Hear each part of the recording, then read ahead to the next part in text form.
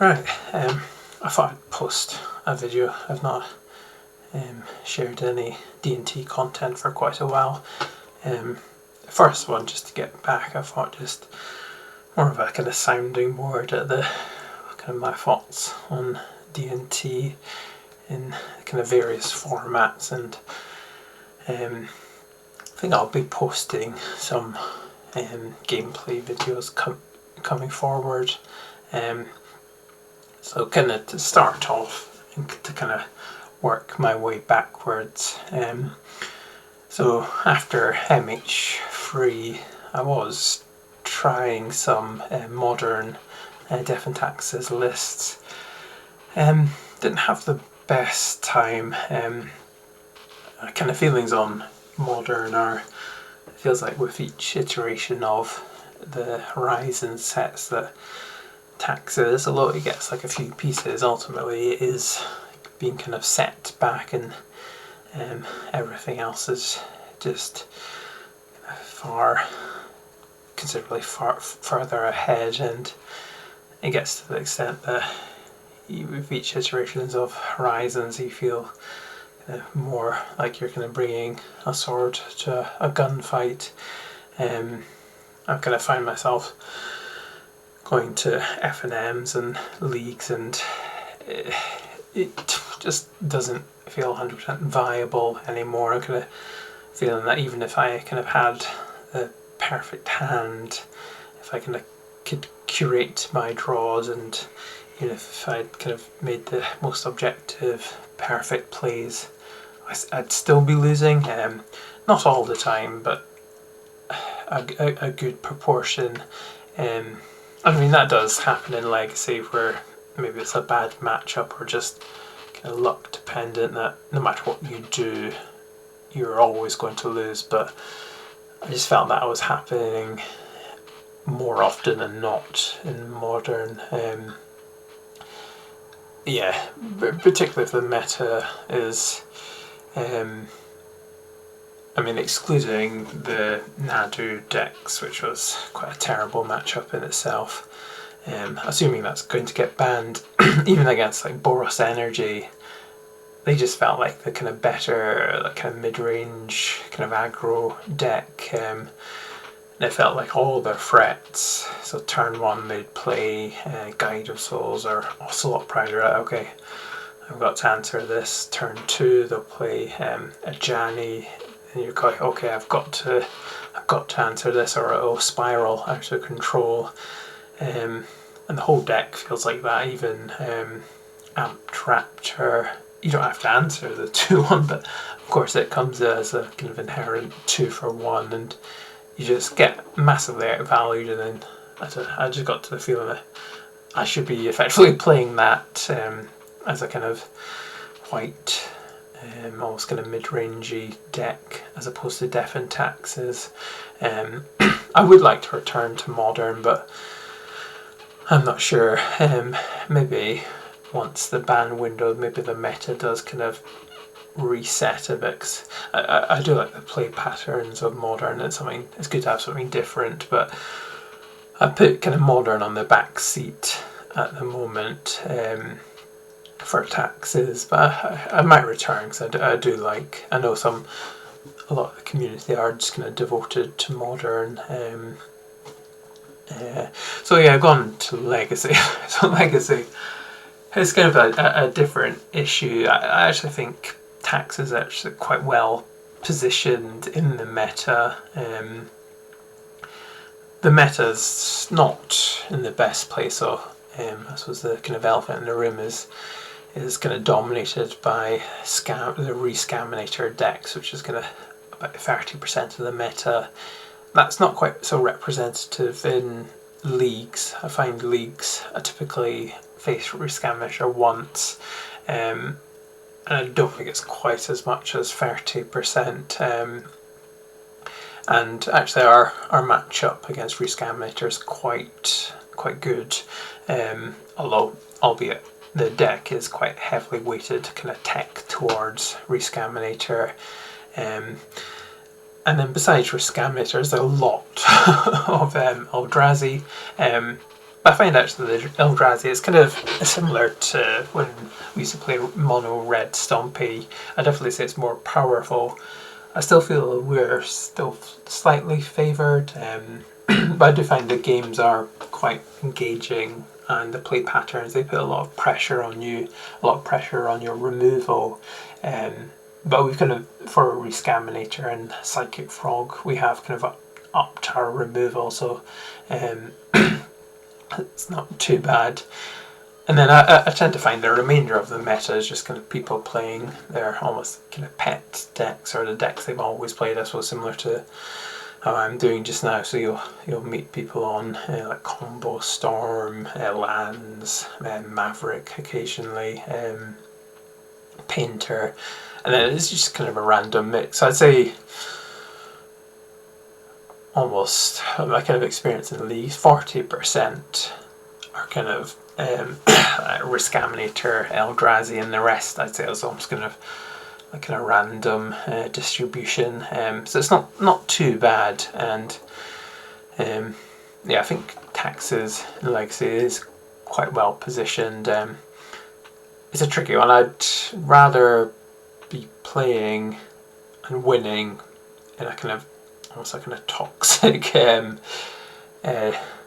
meta, like the Rescaminator meta and Legacy, rather than playing in the modern meta, which is more healthy and varied, but just feel like the deck doesn't quite have the tool. So yeah, it's a tough position to be in, and hopefully something kind of changes come the end of August. So I think at the end of August, Grief will inevitably get the ban. I'm still a bit concerned about Psychic Frog. I think that is a real problem. For us it's not so bad in D&T with our white removal, but other decks, I don't know how they deal with it. It's just, it feels like kind of almost Dreadhorde Arcanist meets Jitty, on steroids. It just so just that card advantage, and just the fact you can't beat it in combat, it just makes it a complete nightmare. And I feel that will become an issue, but I think that might be a while until it gets banned, because I think they'll initially ban Grief, and then it'll take a while for Frog to get banned. I'd be surprised even if it got banned by the following ban window. It might not be an issue, but to me it feels like a bit of an issue, but we'll see. But just in terms of the Legacy deck, I just thought I was going to run through the current deck I'm using. Had quite a good success with this deck, well, just in terms of leagues. Had a couple of successive 5-0s, so it's felt good, and it's felt good against kind of the main players, Rescaminator and Eldrazi. Yeah, so just to go through the deck. So in terms of the lands, I mean, the big thing is it's an Urza Saga deck. Just playing the free Urza Saga. The reason for this, I just like I want to see Urza Saga, but not too much. So I suppose not too much in the sense I don't want too many colourless lands to not be able to cast my spells, plus just seeing Urza Saga itself. D&T is not the best Urza Saga deck. We don't have Ancient Tomb to kind of utilise it on turn 2, and we don't have a huge abundance of artifacts to get like huge constructs, so I'm happy having 3. I kind of want to kind of see it maybe kind of 1 per game, but I don't want like multiples. I might be wrong, but I feel like 3 is kind of a good number. I think I managed to 5-0 with a list with 2. I think 2 is too little. I just didn't have the 3rd at the time, but I think 3, I feel it's kind of the sweet spot.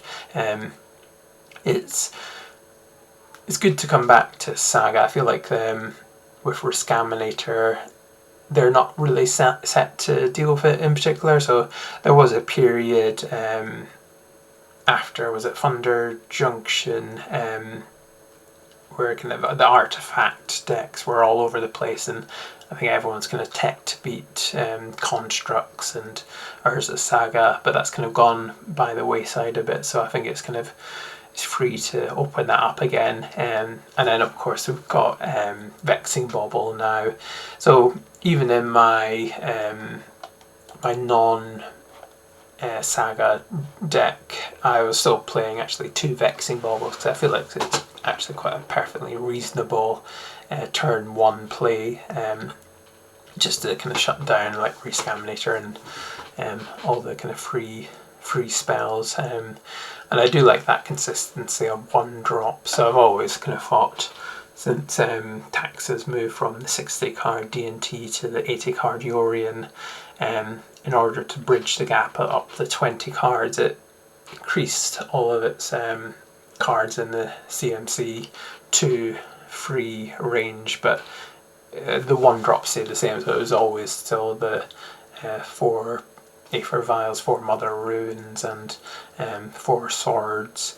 But in terms of like a proactive 1-drop, that did drop in terms of the ratio when we moved to Yorion, so I'm always kind of happy to put those in.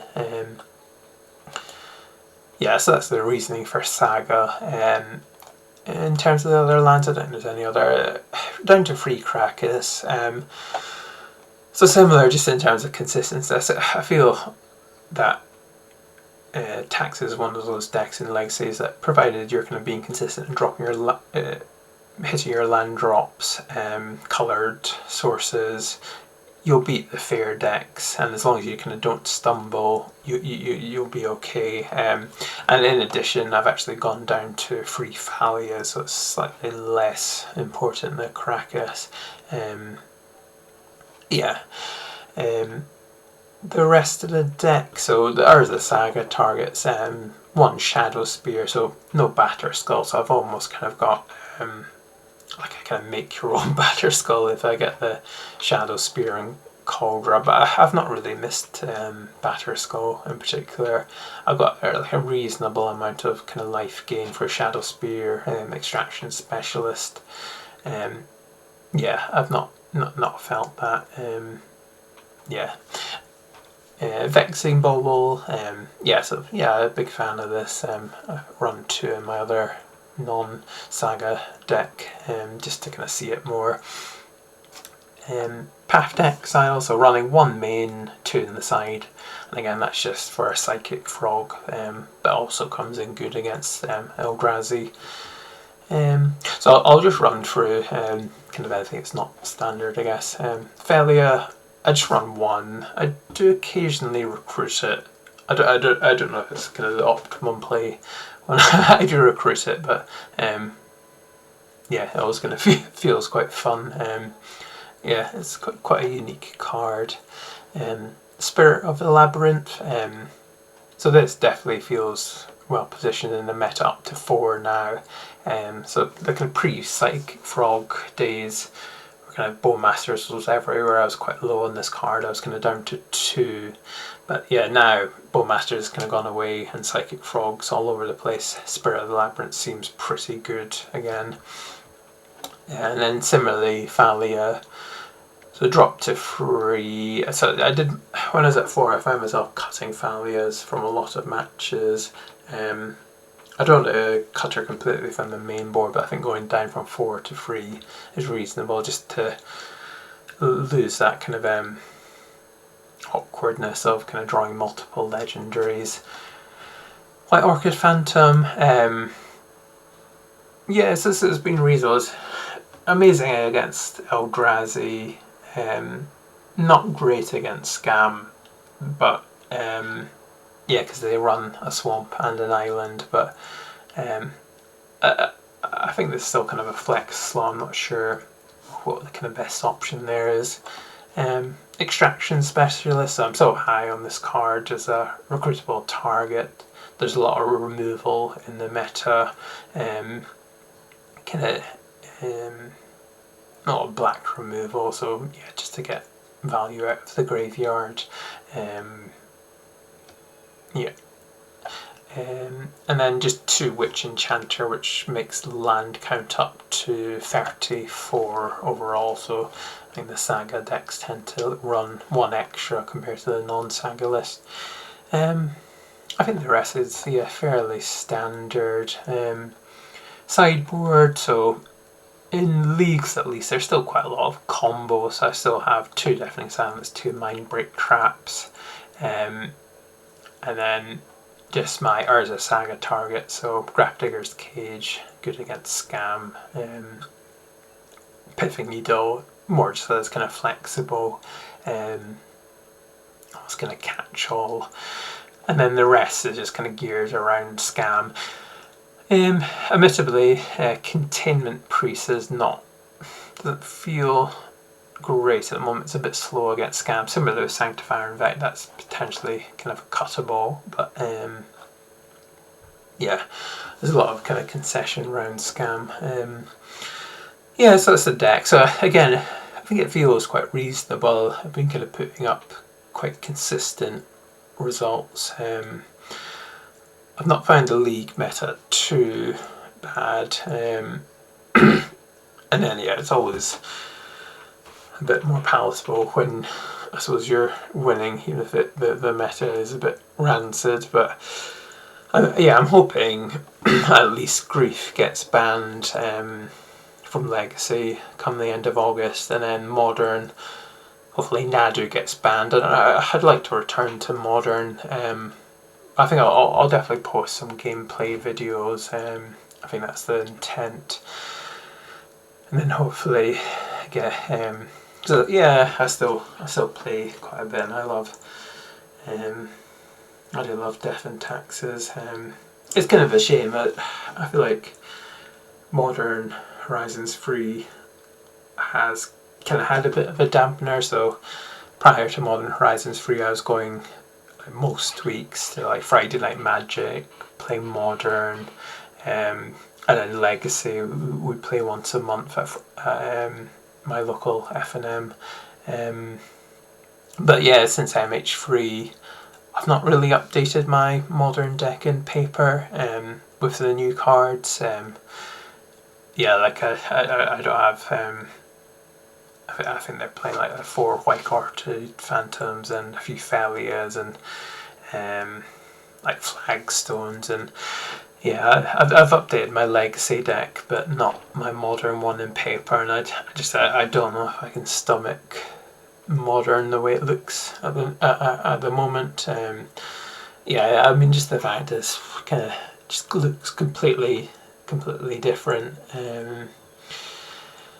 Yeah, I don't think Taxes in Modern was that well positioned prior to MH3, but it just feels, I don't know, it might just be me, but I'm hoping it can, well, at least I can make a return to Modern at some point, but I'll continue with Legacy because it still feels quite decent. But anyway, yeah, that's probably like enough rambling. I just thought I'd kind of put almost a sounding board for my thoughts on the formats, and yeah, if you've got any opinions on Taxes at the moment in either Modern or Legacy, I would really be interested to hear, and I'll post some gameplay soon.